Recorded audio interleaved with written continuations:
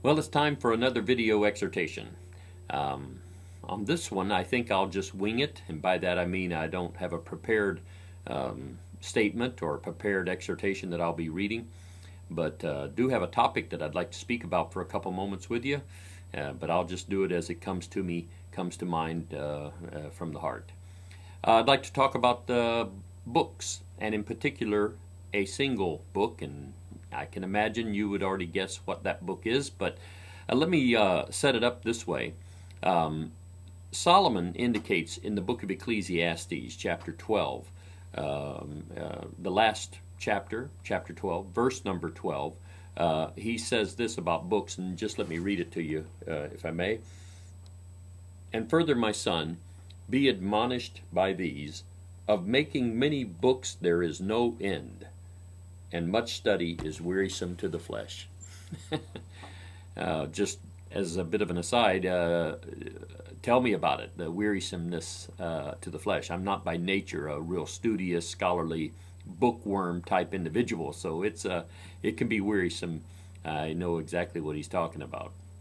But the first part of what he says there about the writing of many books, I think it's fascinating to hear him say that. This is 3,000 years ago that he is indicating of the writing of books there seems to be no end.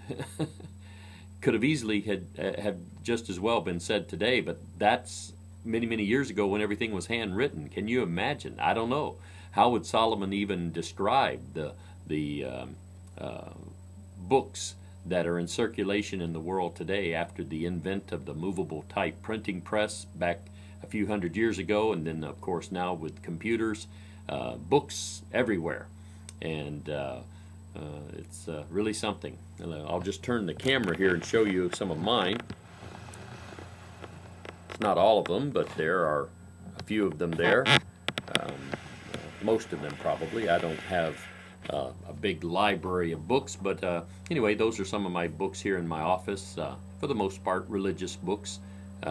Since I am a preacher, I'll be referencing those kind of books more than most. But none of those books in any way really compare with the book, the one book, the Bible. And the reason for it is plain and simple. It's the Word of God.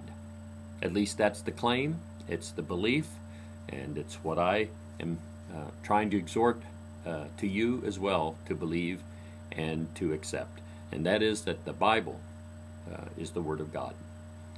When that's the case, when that's believed, it then does not in any way compare with any of the other books, being all written, of course, by a man or a group of men, maybe individuals, human beings. The Bible, the Word of God, makes it exclusively in a category all its own, or maybe we could say put it on a shelf all its own. But the Bible, the Word of God, the instructions that we need, the guide, the information, the knowledge, the wisdom of God. Someone has said, and maybe it's a bit humorous, but that the word Bible stands for basic information before leaving Earth. Well, it's funny, but it's also true. It's information of God that every human being needs to know before he leaves this life.